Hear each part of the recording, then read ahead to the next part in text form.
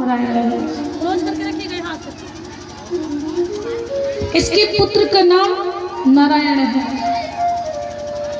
ये आपके भगवान का नाम नारायण नहीं कहा है।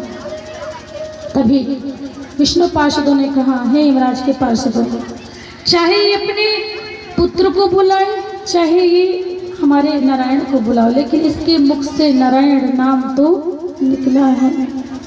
प्रभु का नाम चाहे कैसा भी हो, सीधा हो, उल्टा हो, टेढ़ा हो, मेढ़ा हो, भगवान का नाम कल्याणकारी तो होता है। इसने भगवान का नाम लिया है, इसने हमारे नारायण को बुलाया है, इसने हमारे नारायण का नाम लिया, इसलिए हमारे धाम को ये जाएगा। और ये विष्णु के पार्षद कहते हैं, हे यमराज के पार्षद, कहाँ हो कहाँ लगे नाम में बड़ाई, कहाँ हो कहाँ लगे नाम बढ़ाई, कहाँ हो कहाँ लगे नाम में बड़ाई, कहाँ कहाँ लगे नाम बढ़ाई, कहाँ हो कहाँ लगे नाम में बड़ाई, कहाँ हो कहाँ लगे नाम बढ़ाई, कहाँ हो कहाँ लगे नाम में बड़ाई, कहाँ हो कहाँ लगे नाम बढ़ाई, राम न सखा है राम बोले गाई, राम न सखा राम गुण गाई, राम न सखा है राम बोले गाई, राम रस गही राम बोले गाई। प्रभु का नाम इसने गाया है और प्रभु के नाम की ऐसी महिमा है, चाहे वो प्राणी कैसा भी हो, कैसे भी स्थिति में प्रभु का नाम ले, भगवान का नाम तो कल्याणकारी होता ही है।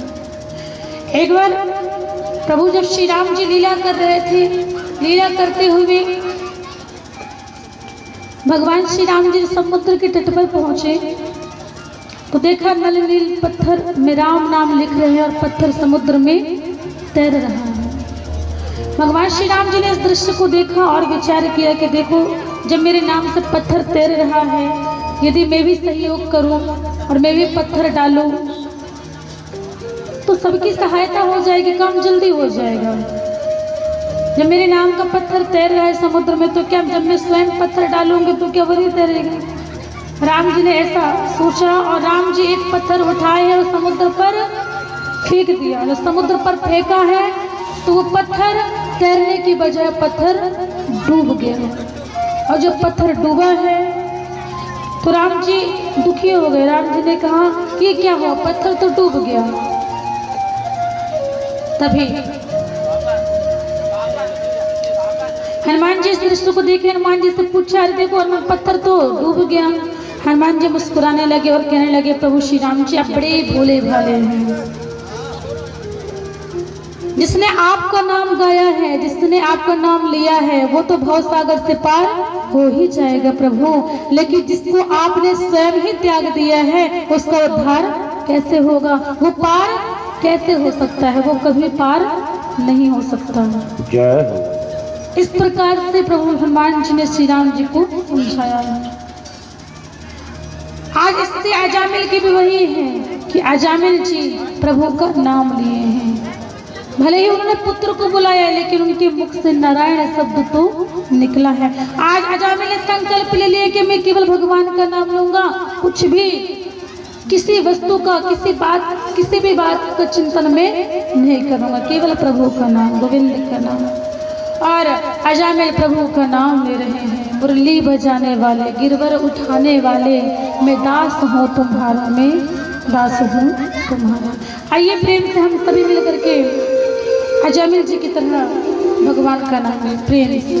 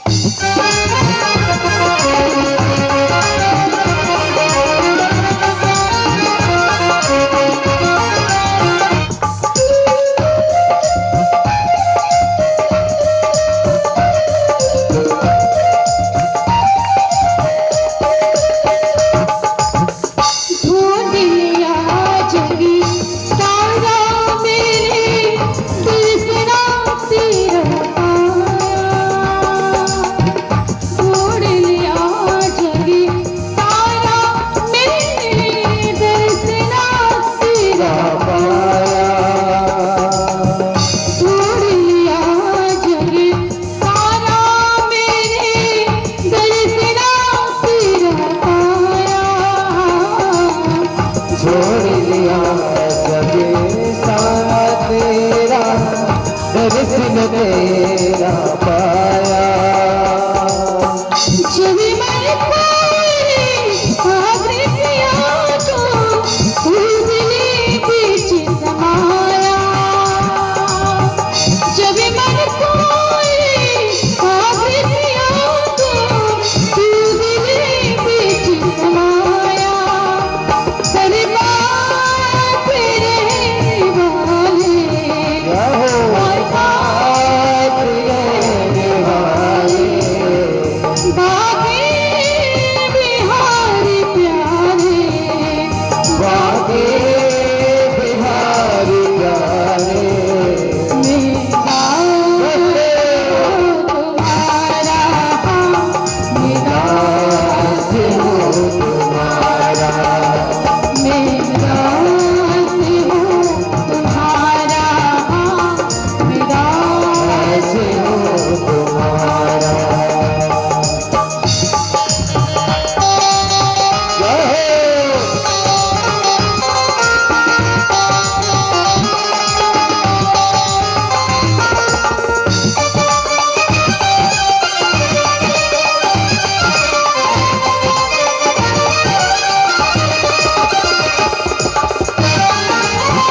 जय जय श्री राम बाके बिहारी लाल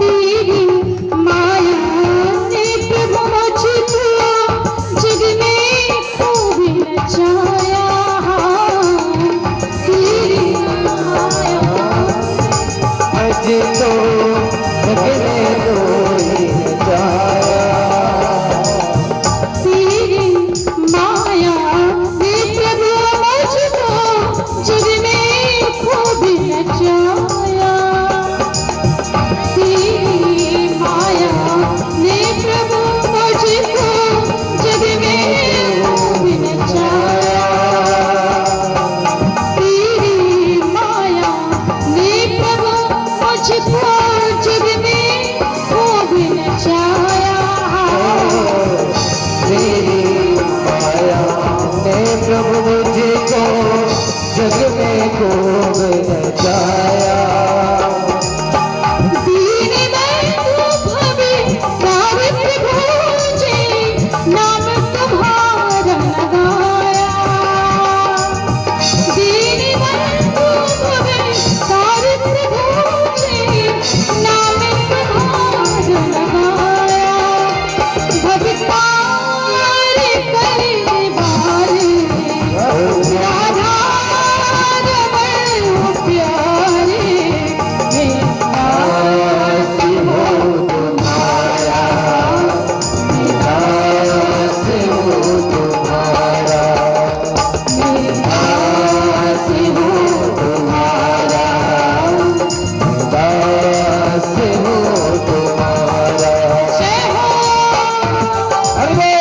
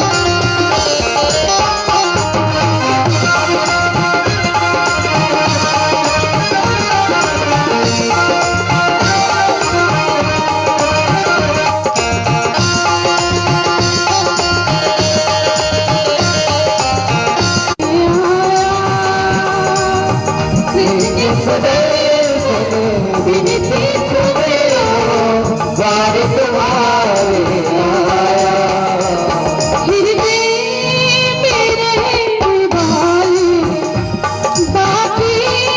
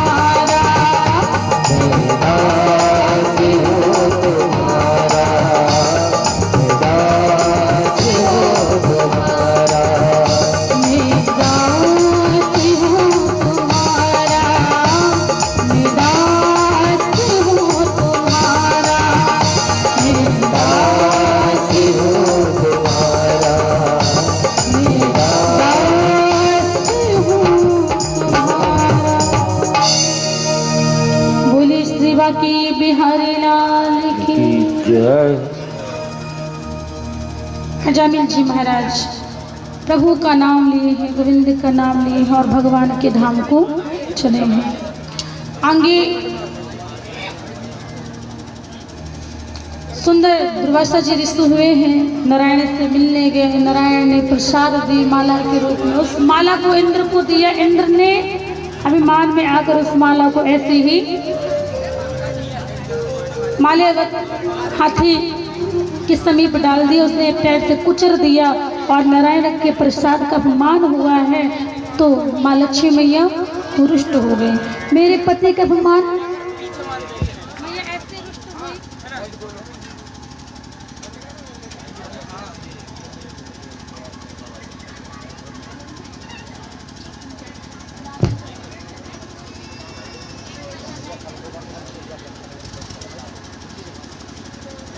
श्री राधा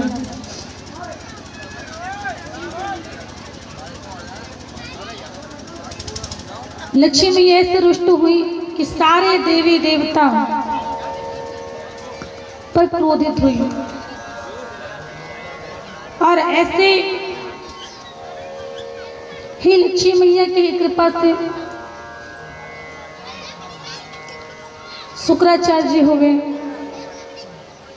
जिन्होंने राजा बलि पर कृपा की और राजा बलि ने गुरु की कृपा प्राप्त करते गुरु को प्रणाम करके उनकी आज्ञा को सम्मान करते हुए उन्होंने देवताओं पर चढ़ाई की और तीनों लोगों को उन्होंने छीन लिया। देवताओं का जो राज था आज राजा बलि ने छीन लिया और राजा बलि तो अब राजा बन गए हैं।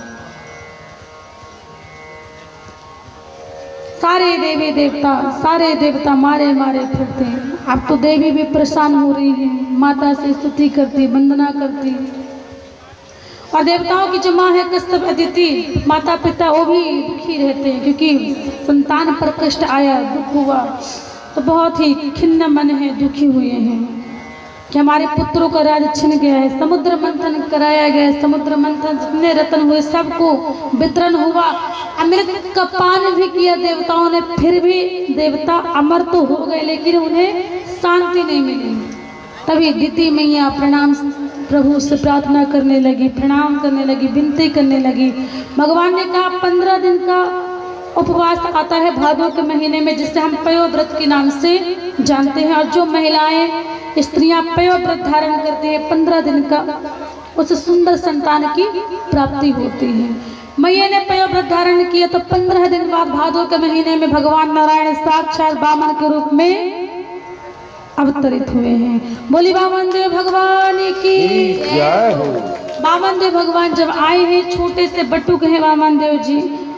बोले बाबा जी आए तो उन्होंने कमंडल दिए, ब्रह्मा जी आए चरण पादुका दी, देवी देवता इंद्र आए तो उन्होंने छतरी दी, सभी ने कुछ न कुछ उन्हें दिया और माता पिता को आश्वासन दिया है कि मैं अभी आपके पुत्रों का राज लेकर के आता हूँ, मैं आपके पुत्रों का राज दिला कर रहूंगा, आप चिंता मत करना, ऐसा उन्हें आश्वासन दिया। और गए हैं राजा बलि के महलों में, राजा बलि के राज्य में गए हैं। यज्ञ पर यज्ञ चल रहा है, यज्ञ पर यज्ञ चल रहा है।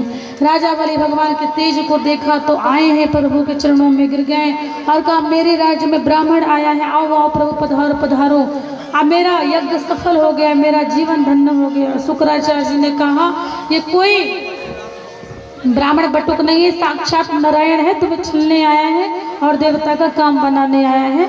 ऐसा करो, इसे प्रणाम करो, जो बन सके इसे दो, इसे रफा दफा करो।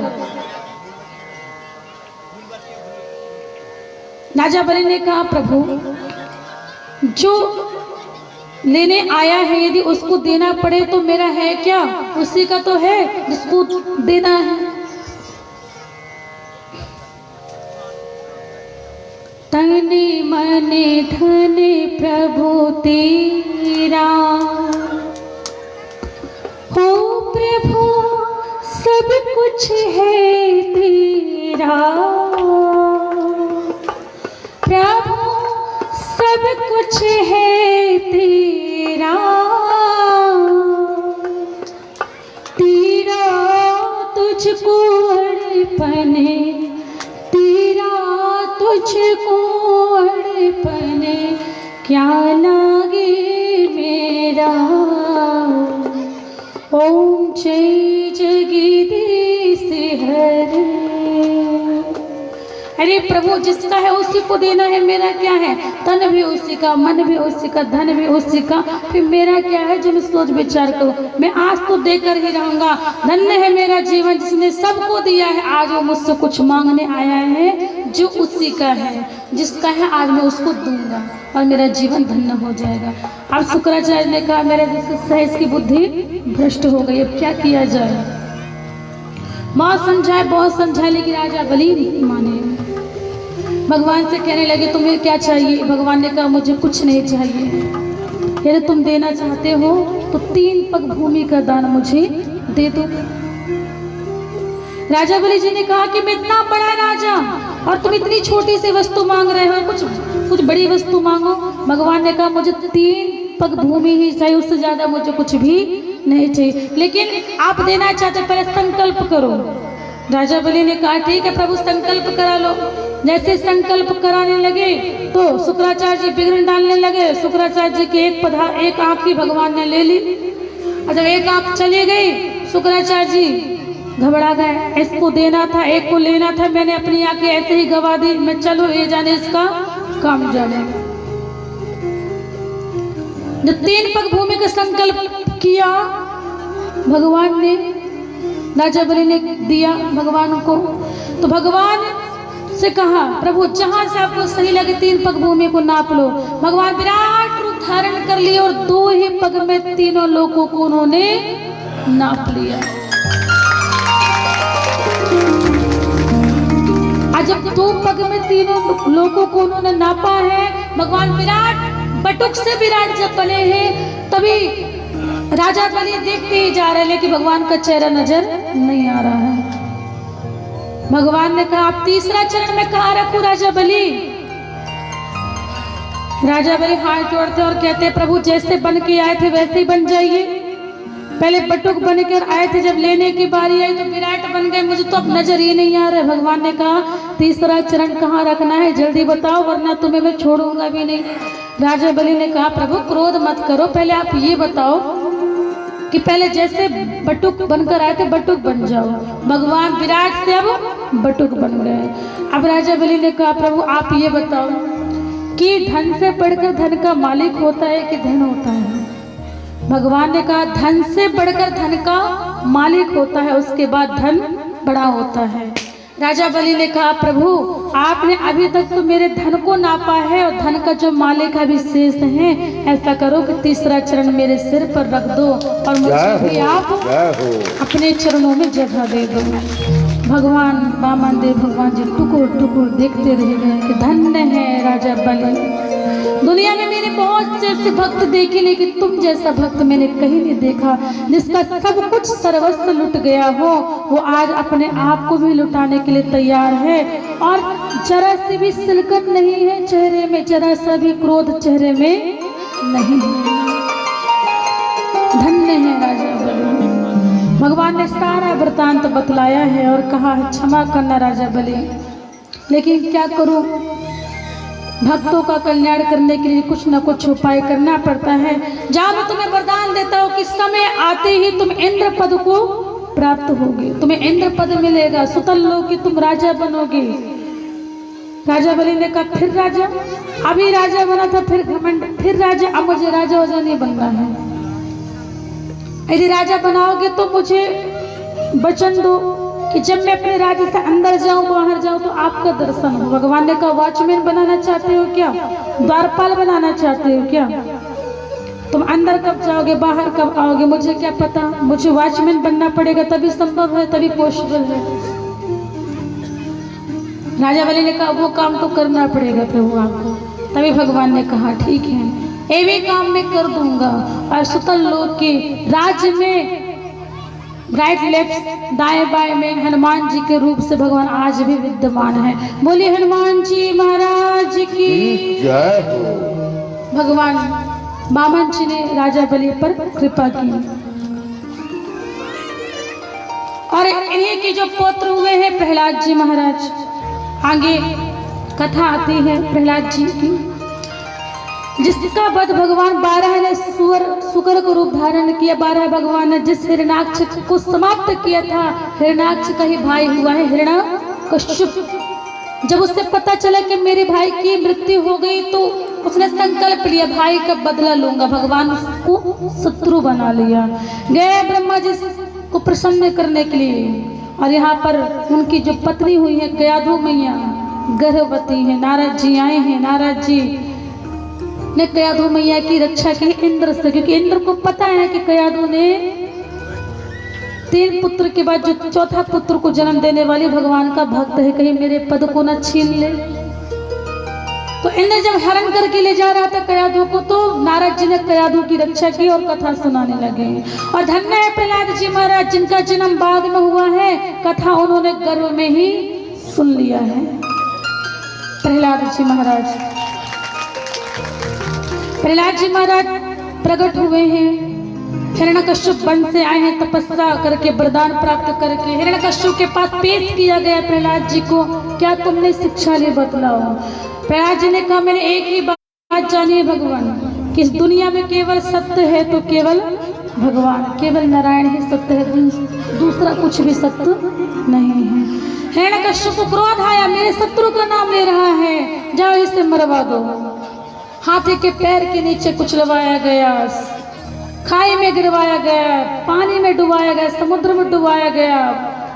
10-10 हजार हाथियों के पैर में कुचलवाया, खूब प्रकार से मरवाया गया, लेकिन हिरण्यकश्यप हार गए। हिरण्यकश्यप का जो पुत्र था प्रहलाद, उनको एक आँच भी नहीं आई है। हिरण्यकश्यप ने कहा प्रहलाद तुझे बहुत भरोसा है भगवान में कि नारायण ही सत्य है, बतला तेरा नारायण कहाँ है। इस खंभ में है तेरा नारायण? हाँ, उस खंभ में भी मेरा नारायण है। और जैसे कहा मेरा नारायण खंभ में है, हिरण्यकश्यप जोर से गदा का प्रहार किया उस खंभ में, तो नरसिंह भगवान जी प्रकट हो गए हैं। बोली नरसिंह देव भगवान की जय हो। पूरा शरीर उनका मनुष्य का है, और जो सिर है मुख है वो है बब्बर शेर का है। और नरसिंह भगवान जी आए हैं।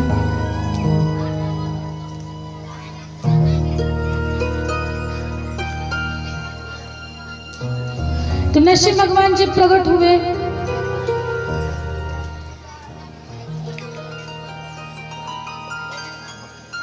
सूर्य आने की फिर कड़ी मांगत पे पति सूर्य सुशोदे कहाँ। सूर्य आने की फिर कड़ी मांगत पे पति सूर्य सुशोदे कहाँ। प्रहलाद जी कह रहे हैं पिताजी मेरा नारायण कहाँ नहीं है, मेरे भगवान कहाँ नहीं है। सुनिए, सूर्य आने की फिर कड़ी मांगत पे पति सूर्य सुशोदे कहाँ। काली मंजीरा बजाती फिरे,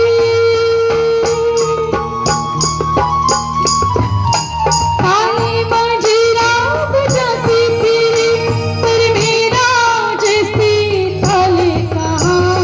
रामे कथा कितनों ने लिखी, पर तुलसी जैसी मर्यादा कहाँ।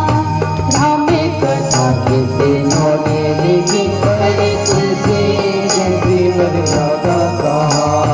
रामे कथा कितनों ने लिखी, रामे कथा कितनों ने लिखी, पर तुलसी जैसी मर्यादा कहाँ। ये बसे पति खम्भने में, पर काढ़ने को प्रहला दे कहाँ। नरसिंह बसे पति खम्भने में, पर काढ़ने को प्रहला दे कहाँ। नरसिंह बसे पति खम्भने में, पर काढ़ने को प्रहला दे कहाँ। नरसिंह बसे पति खम्भने में, पर काढ़ने को प्रहला दे कहाँ। अरे काढ़ने को प्रहला दे कहाँ। पर काढ़ने को प्रहला दे कहाँ। जैसे ही प्रहलाद जी ने कहा कि मेरा नरसिंह भगवान, मेरे भगवान कहाँ नहीं है, कोई बुलाने वाला तो होना चाहिए। जैसे खम्भ में गदा मारे तो नरसिंह भगवान जी उस खम्भ में से प्रकट हो गए हैं। और जब प्रकट हुए हैं तो हिरण्यकश्यप देखते ही रह गए और कहने लगे कि सच ही कह रहा है मेरा बेटा, भगवान कहाँ नहीं है, भगवान तो हर जगह है। कौन कहते हैं भगवान आते नहीं, कौन कहते हैं भगवान आते नहीं, प्रहलाद के जैसे बुलाते नहीं, प्रहलाद के जैसे बुलाते नहीं। कौन कहते हैं भगवान आते नहीं, कौन कहते हैं भगवान आते नहीं, कौन कहते हैं भगवान आते नहीं, कौन कहते हैं भगवान आते नहीं, प्रहलाद के जैसे बुलाते नहीं, प्रहलाद के जैसे बुलाते नहीं, प्रहलाद के जैसे बुलाते नहीं, प्रहलाद के जैसे बुलाते नहीं। हिरण्यकश्यप से कहने लगे भगवान नरसिंह कि हिरण्यकश्यप अब तुम्हारा समय, तुम्हारा टाइम समाप्त, अब हमारा समय प्रारंभ होता है। हिरण्यकश्यप ने कहा कि प्रभु मैंने ब्रह्मा से अनेक वरदान मांगे हैं, अब मैं मर नहीं सकता हूँ। चलो कहो ब्रह्मा से वरदान क्या क्या मांगा है? न दिन में मरो, न रात्रि मरो, न अंदर मरो, न बाहर मरो, न ब्रह्मा के बनाए हुए किसी भी चर अचर से मेरी मृत्यु न हो, न अस्त्र से मरो, न शस्त्र से मरो, न दिन में मरो, न रात में मरो, बनाए हुए 12 महीने में मेरी मृत्यु न हो। मैंने ऐसे वरदान मांगे हैं। भगवान नरसिंह भगवान जी कहते हैं कश्यप से, नरसिंह भगवान हिरण्यकश्यप तू ही बतला के अंदर है कि बाहर? हिरण्यकश्यप ने कहा ना मैं अंदर हूँ ना मैं बाहर हूँ, आपके साथ बीच टहली पर हूँ, और टहली ना अंदर होती है ना बाहर। अब तो ये बतला हिरण्यकश्यप कि दिन है कि रात्रि है? हिरण्यकश्यप ने कहा प्रभु नहीं दिन है न रात्रि, ये गौ बेला का समय है, ये संध्या का बेला है। अब तो मैं तुझे मार दूंगा। नहीं प्रभु मैंने वरदान में मांगा है कि आपके बनाए हुए किसी भी 12 महीने मेरी मृत्यु न हो। भगवान ने कहा मुझे पता था तेरे जैसे होशियार होशियार भक्त आएंगे, इसलिए मैंने तेरे लिए स्पेशल महीना बनाया है जिससे हम पुरुषोत्तम के नाम से जानते हैं। बोले पुरुषोत्तम भगवान की जय हो। मैंने तेरे लिए तेरा महीना बनाया, पुरुषोत्तम का महीना। हिरण्यकश्यप ने कहा प्रभु पहले क्यों नहीं बतलाया, उससे भी वरदान में मांग लेता, लेकिन कोई बात नहीं, फिर भी आप मुझे नहीं मार सकते। मैंने वरदान में मांगा है कि आपके बनाए हुए किसी जीव प्राणी से मेरी मृत्यु नहीं होनी चाहिए। भगवान ने कहा सुन ले हिरण्यकश्यप, ब्रह्मा मुझे नहीं बनाता, मैं स्वयं ब्रह्मा को बनाता हूँ। ब्रह्मा मुझसे उत्पन्न है, मैं ब्रह्मा से उत्पन्न नहीं हुआ हूँ। हिरण्यकश्यप ने कहा अच्छा प्रभु कोई बात नहीं, फिर भी आप मुझे नहीं मार सकते क्योंकि मैंने वरदान में मांगा ना मैं अस्त्र से मरूं ना ही शस्त्र से मरूं। नरसिंह भगवान जी ने सुना और नरसिंह भगवान ने दोनों हाथ उठाया है और बड़े बड़े नखूनों को निकाला है और कहा तू ये बतला कि अस्त्र है कि शस्त्र है।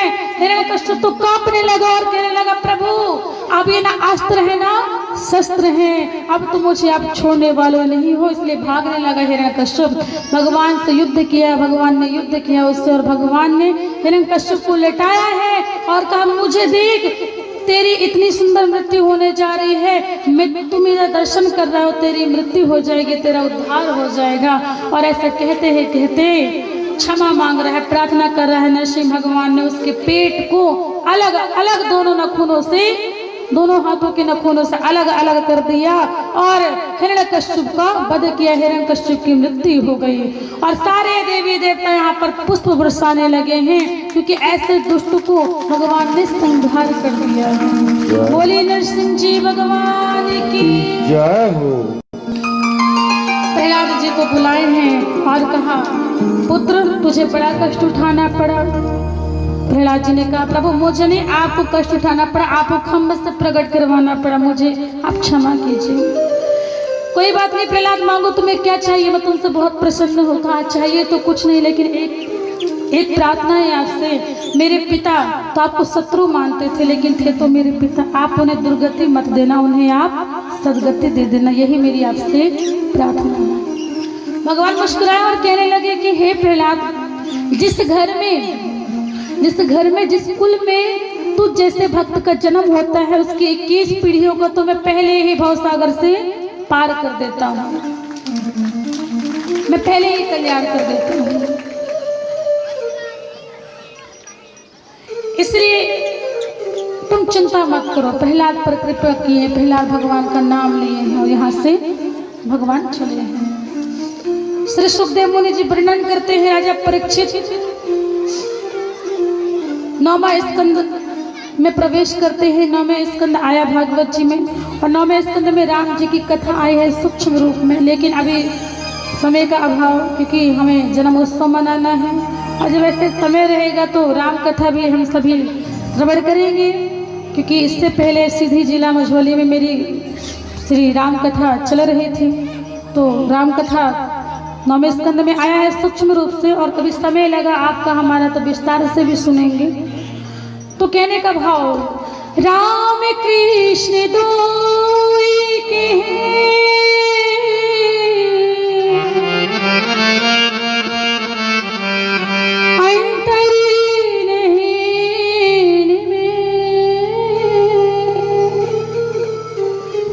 इनकी नयन गंभीर है, उनकी चपले विसी। हे परीक्षित, राम कृष्ण तो एक है, कोई अंतर नहीं है। एक का जन्म हुआ है दिन में, एक का प्रकट हुआ है रात्रि में, समय एक ही है। दोपहर 12 बजे प्रभु श्री राम जी आए सूर्यवंश में, और चंद्रवंश में भगवान श्याम सुंदर कन्हैया आए हैं। लीला के माध्यम से भगवान ने पहले स्त्री को समाप्त किया, तो राम जी ने भी पहले स्त्री से राम जी का भी पाला पड़ा।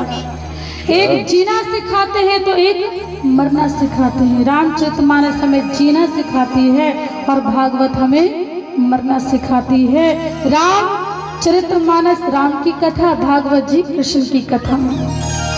तो समय लगा तो हम कल भी राम की कथा हम सभी चर्चा करेंगे, लेकिन अभी कुछ सूचना मिल रही है, आप सुन ले प्रेम से। हाँ, 2 मिनट का समय हमारे आप सबके बीच में माननीय सम्मानित आईटी शैल प्रदेश से सचिव जी शेष भैया जी जो आए हैं, इटारसी से वो आए और भागवत जी व्यास जी का पूजन करें।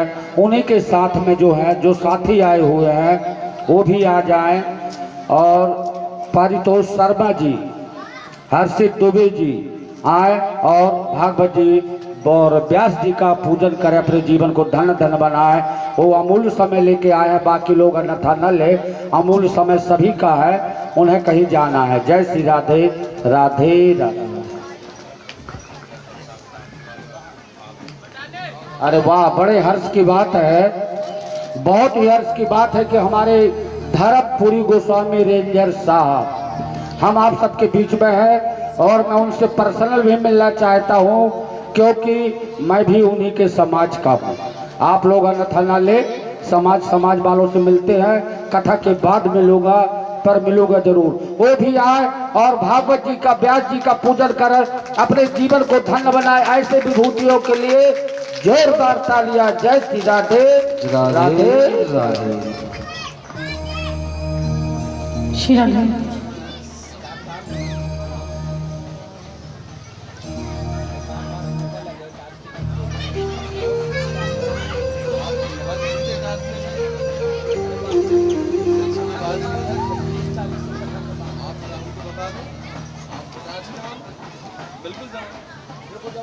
बोलिए श्रीवा की बिहारी लाल की जय हो। धन्य है होशंगाबाद के चांदला के बाद से जो दूर दूर से आ रहे हैं इटारसी से। और बहुत खुशी की बात है, जो महापुरुष जा रहे हैं इटारसी के है, बोल रहे हैं इस कथा के तत्काल बाद 20 तारीख से आप मेरे यहाँ कर दीजिए। ऐसे महापुरुषों के लिए जोरदार तालिए। जैसे धर्मात्मा हो, जय हो, जय हो। और रेंजर साहब के साथ गोस्वामी जी बन जी भी हैं, उनका भी स्वागत तालियों से करें। ऐसे अवसर बार बार नहीं मिलते हैं। जय श्री राधे राधे राधे।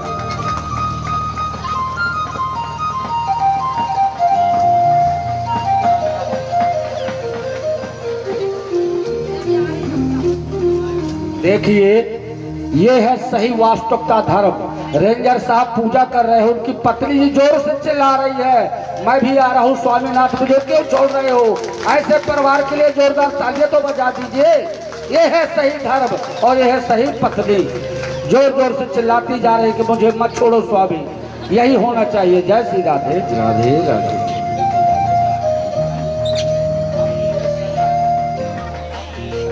यहाँ पर सुंदर भगवान परीक्षित महाराज को श्री सुखदेव मुनि जी प्रभु की कथा सुना रहे हैं, श्रवण करा रहे हैं।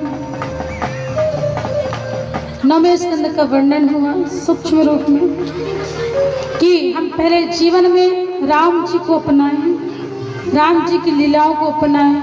राम जी ने जो किया है वो हम करने का प्रयास करें और कृष्ण ने जो कहा है वो हम करें। यही प्रभु की कथा है। 10वें स्कंद का वर्णन किए हैं श्री सुखदेव मुनि जी। 10वें स्कंद में प्रभु श्री कृष्ण की अवतार की कथा है। शूरसेन नाम के राजा हुए, जिनके पुत्र हुए हैं वसुदेव जी महाराज। उग्रसेन नाम के राजा हुए हैं, जिनके यहाँ पुत्र का जन्म हुआ है, जिनका नाम हुआ है कंस। कंस ने घोर तपस्या की महादेव की, शिव जी की, और शिव जी से वरदान मांगा, धनुष मिला, धनुष प्राप्त हुआ और मथुरा पर चढ़ाई की। मथुरा का राजा बने हैं कंस, और उग्रसेन माता पिता सबको बंदी बनाकर रखे और सारे मथुरा वासी को कह दिया कि कोई भी प्रभु का नाम नहीं लेगा, कृष्ण नारायण का नाम नहीं लेगा। मेरे नाम का यज्ञ करो, मेरे नाम का मंत्र जाप करो, मेरे नाम का पूजन करो, मेरे नाम का तप करो। और जब धर्म ही नहीं हो रहा है तो अत्याचार बढ़ रहा है। अधर्म इतना बढ़ गया कि पृथ्वी मैया रुदन करने लगी, रोने लगी। गौ का रूप धारण करके ब्रह्मा जी के पास गई। ब्रह्मा जी सभी देवी देवता को लेकर गए हैं भगवान के पास। जब होई धर्म की हानि, जब होई धर्म की हानि, बाढ़ी असूरी अधमिया बीमारी, कभी तो धरे प्रभु विवादी शरीरा, हरे ही कृपा निधि सजने पीरा। याद दिलाया प्रभु, जब जब अधर्म का प्रभाव पड़ता है आप आते हो, अब क्यों नहीं आ रहे हो? भगवान ने सबको समझाया है कि चिंता मत करो, भादों के महीने में मैं रोहिणी नक्षत्र में कृष्ण रूप में जरूर अवतार लूंगा। तुम सारे देवी देवता जाओ गोकुल में, मेरे स्वागत की तैयारी करो। बोले बाकी बिहारी लाल की जय हो। भगवान यहाँ पर आए हैं, सारे देवी देवता ग्वाल बाल का रूप धारण करके गोकुल में स्वागत की तैयारी करने लगे। यहाँ पर कंस ने अपनी देवकी चचेरी बहन का विवाह वसुदेव जी महाराज के साथ कराया। विवाह कराया, विदाई किया, आकाशवाणी हुई कि अरे कंस, जिस बहन को सुंदर विदा कर रहे हो उसका 8वां बालक तुम्हारा तो काल होगा, तुम्हें मार देगा। सुनते ही कंस ने तलवार उठाई और देवकी मैया के केस को पकड़ा, जैसे मारना चाहे। वसुदेव जी महाराज हाथ पकड़ लिए। वो पति पत्नी जब पत्नी की विपत्ति समय में जब पत्नी की रक्षा न कर सके, वसुदेव ने रक्षा की है और कहा जन्म विवाह मरण गति होई, जहां रसली कहा तहां तस सोई, इसे कोई टाल नहीं सकता। तभी कंस ने कहा कि कंस को समझाया कि तुम्हारे तुम्हारा काल पुत्र से है, बहन से नहीं। तुम बहन को क्यों मार रहे हो? स्त्री पर हाथ उठाना नहीं चाहिए, घोर पाप है। तुम ये क्या कर रहे हो? तभी कहा मेरी एक शर्त है, जब तक मेरा काल जन्म नहीं ले लेता तो तुम मेरे कारागार में बंदी बनकर रहोगे। कंस ने दोनों को बंदी बना करके रख लिया। पहला पुत्र हुआ कीर्तिमान, कीर्तिमान को समाप्त किया। दूसरे पुत्र को समाप्त किया। तीसरे 6 पुत्रों को कंस ने मार दिया। अब 7वें में आ रहे हैं बलराम जी महाराज। माया को आदेश दिया भगवान ने। माया ने बलराम जी को देवकी मैया के गर्भ से रोहिणी मैया के गर्भ में रख दिया और कन्या के रूप में गोकुल में जाकर के वो लेटी हुई है। अब आ रहा है धीरे धीरे भादों का महीना। कंस ने कहा ये क्या हुआ, 7वां बालक कहाँ गया? 7वां बालक गर्भ में ही समाप्त हो गया। ठीक हो गया, मारना पड़ता, मारना नहीं पड़ेगा। अब भादों का महीना आ रहा है। रिमझिम बारिश हो रही है। रोहिणी नक्षत्र है। भगवान ने विचार किया देवकी मैया ने मुझे देवकी मैया मुझे जन्म देगी, यशोदा मैया मुझे पालेगी। रोहिणी मैया को क्या मिला? तो रोहिणी मैया के लिए क्या किया प्रभु ने? तो नक्षत्र भी देखा भगवान ने, तो रोहिणी नक्षत्र, भादों का महीना है, अष्टमी तिथि है, रोहिणी नक्षत्र है। रिमझिम बारिश हो रही है, पशु पक्षी चहक रही है, गंगा मैया लहरा रहे हैं, गौ माता नमा रहे हैं। रिमझिम बारिश हो रही है।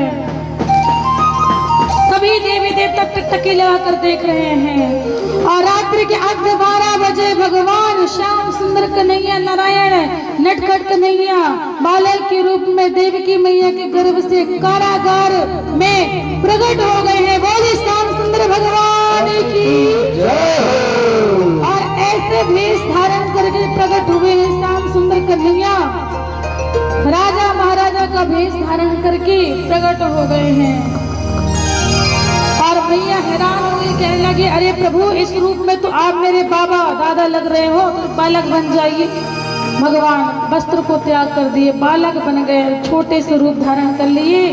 अब कहने लगे मैया रोता है बालक जन्म लेता है तो। भगवान ने कहा मैया रोने को मत कहना, रोऊंगा तो मामा जी आकर के उठा कर ले जाएंगे मुझे, और शीघ्र मुझे आप गोकुल में भेजो, गोकुल में भिजवाने की व्यवस्था करो। देवकी मैया ने दूध पिलाया है, आत्मा को ठंडक पहुंची, आंचल फाड़ी है साड़ी का और टोकने में बिछाई है। वसुदेव जी बेड़ियों से बंधे, कहा लाला मैं तुझे कैसे उठाऊं, बंधनों में बंधा हूँ। कहा पिताजी एक बार मेरा चिंतन करो, सारे बंधन अपने आप छूट जाएंगे। वसुदेव महाराज जी भगवान का चिंतन किया, अपने आप बंधन छूट गए। और जब बंधन छूटे हैं फिर वसुदेव जी महाराज टोकने को उठाए हैं और गोकुल की ओर भगवान को ले जा रहे हैं। जब गोकुल की ओर ले जा रहे हैं तो बीच में जमुना मैया मिल गई। और जब जमुना मैया मिली तो जमुना मैया छल छल करते हुए वसुदेव की दाढ़ी तक आ गई। भगवान ने कहा जमुना दाढ़ी से नीचे चले जा वरना मैं डूब जाऊंगा, आगे की लीला तू करेगी क्या? जमुना मैया पतिदेव आपका दर्शन करना है। भगवान ने पीछे से अपने चरणों को नीचे झुला दिया। जमुना मैया दर्शन के छल छल करते हुए नीचे की ओर आ गई। बोली जमुना मैया की जय हो। इस प्रकार से भगवान को गोकुल में रखे हैं वसुदेव जी महाराज, और गोकुल से लेकर के आए हैं माया रूपी कन्या को। जब कन्या को सभी लोग शांति बना के बैठे हैं, भगवान यही आएंगे मंच में, मंच के माध्यम से आपको दर्शन होगा। शांति का दान दीजिए। जय श्री राम। कन्या को लेकर आए योग माया कन्या को, तो कंस ने मारना चाहा लेकिन कंस के हाथों से वो कन्या छूट गई है, क्योंकि वो कन्या माया है और माया कभी किसी के हाथ में नहीं आती। वो साक्षात मां दुर्गा भवानी है। बोली दुर्गा मैया की जय हो, काली मैया की। इस प्रकार से गोकुल में जब भगवान आए हैं श्याम सुंदर कन्हैया, तो यशोदा मैया की जो ननद है वो आई है और यहाँ पर सबको बतलाई है कि कृष्ण सभी बैठ जाइए, फूल मत डालिए, छोटा बालक का फूल मत डालिए, अपनी जगह पे बैठ जाइए। पूजन करने को मिलेगा, दर्शन मिलेगा, पर बैठ जाइए शांति बना के। हरिओम, जय श्री राधे। और यहाँ पर गोकुल में सुनंदा आई शांति का है। दान दीजिए, शांति का। जय श्री राधे।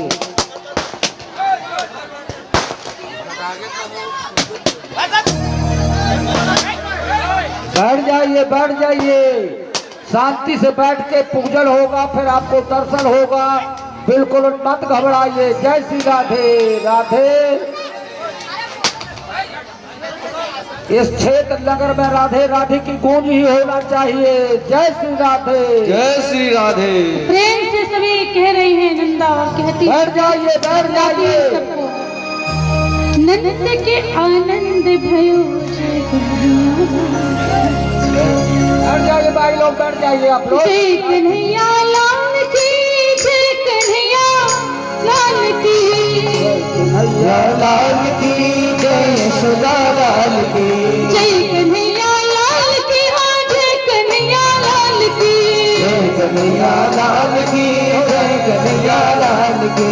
नंद की नंद के आनंद भयो जय कन्हैया लाल की, नंद के आनंद भयो जय कन्हैया लाल की, बबुल में आनंद भयो जय कन्हैया लाल की, आनंद भयो जय कन्हैया लाल की, जय कन्हैया लाल की, हाँ जय कन्हैया लाल की, जय कन्हैया लाल की, जय कन्हैया लाल की, जय कन्हैया लाल की, हाँ जय कन्हैया लाल की, जय कन्हैया लाल की, जय कन्हैया लाल की।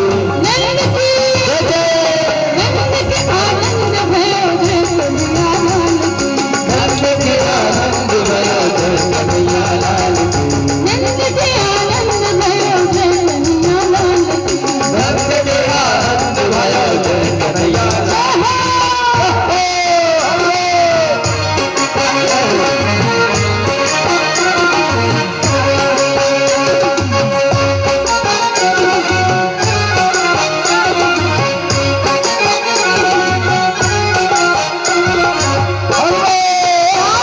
भगवान की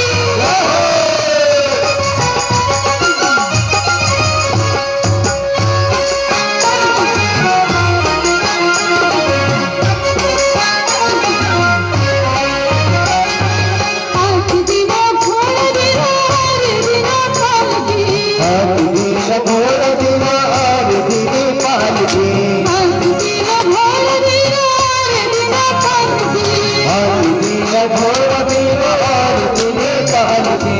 नंद के आनंद भयो जय कन्हैया लाल की, ओ नंद के आनंद भयो जय कन्हैया लाल की, नंद के आनंद भयो जय कन्हैया लाल की, ओ नंद के आनंद भयो जय कन्हैया लाल की।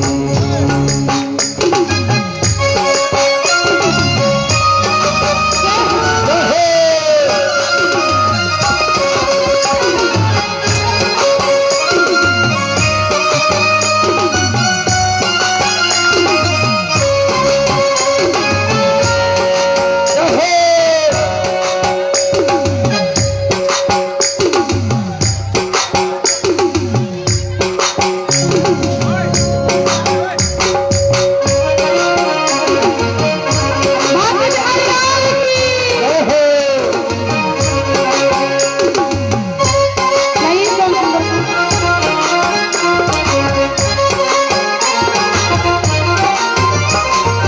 होती ब्रह्मांड के अधिपति लाल की, होती ब्रह्मांड के अधिपति लाल की, हो गति में आनंद भयो जय कन्हैया लाल की, रज में आनंद भयो जय कन्हैया लाल, हो रंग दर आनंद भयो जय कन्हैया लाल की, बोले सब भगवान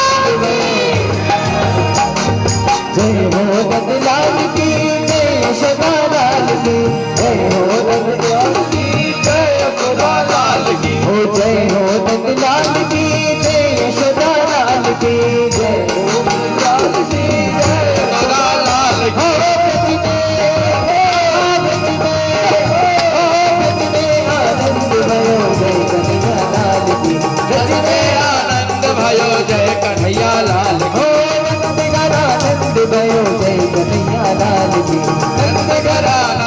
भयो जय कन्हैया लाल की। भगवान जगने वाले हैं, आगे बताइए।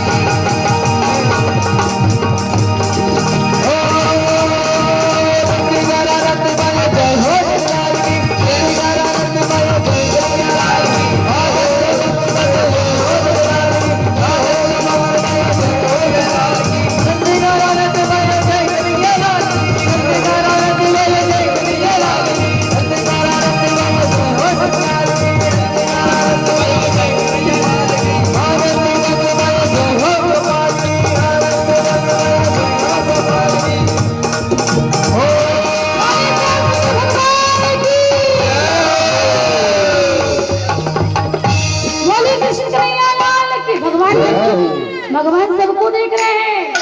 अब शांति बना के बैठ जाइए 2 मिनट के लिए। पूजन के बाद आरती और विशेष सूचना इसी मंच के माध्यम से भगवान कृष्ण का अन्न अभिषेक भी होगा, वो दृश्य भी देख के जाइएगा। इसलिए शांति बना के जैसे पूजन करना है एक एक से आके कर सकते हैं। और इसके बाद आरती। जय श्री राधे मंच से खाली हो जाए। जय श्री राधे।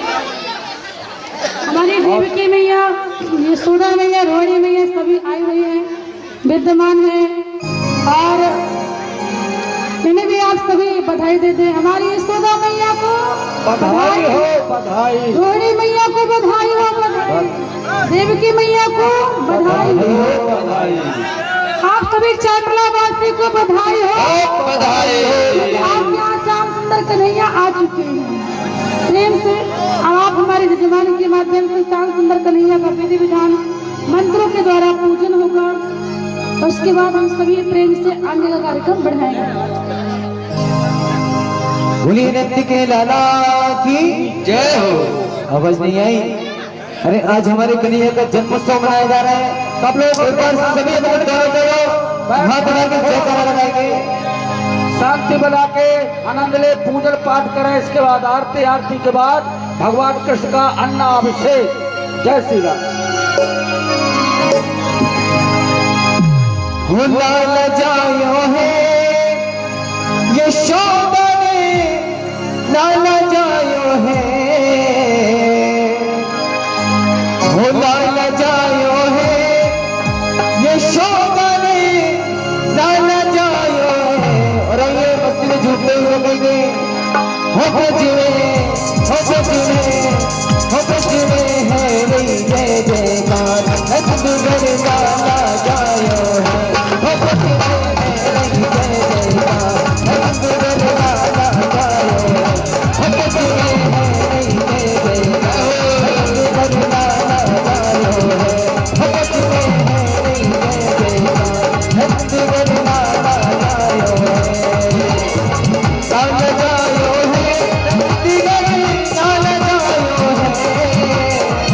लाला जायो है,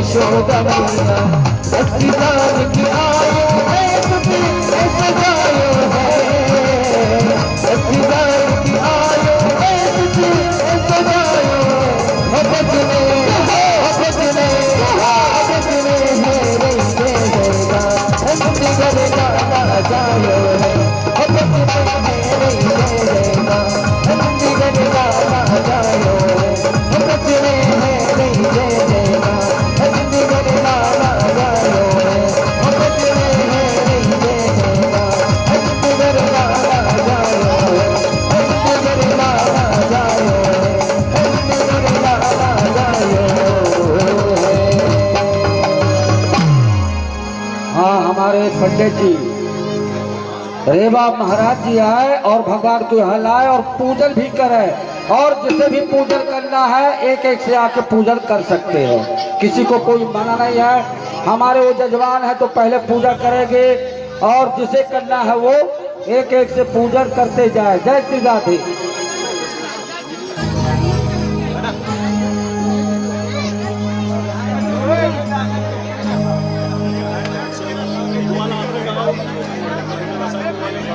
हमारे जजमान और सभी मिलकर के श्याम सुंदर कन्हैया का पूजन करेंगे। हाँ, हमारे श्रीमान घनश्यामपुरी जी भी आए, पूजन करें। जय श्री राधे राधे। भगवान को यहाँ लेके आए, फिर बाद में फोटो खिंचाते रहना। भगवान को यहाँ लेके आए पहले। चलिए, अमलाज कूट बहुत हो गया, भगवान का पूजन होना चाहिए, भूखे हो गए। जय श्री राधे। जय श्री राधे। बैठ जाओ, सब बैठ जाओ भैया, सब बैठ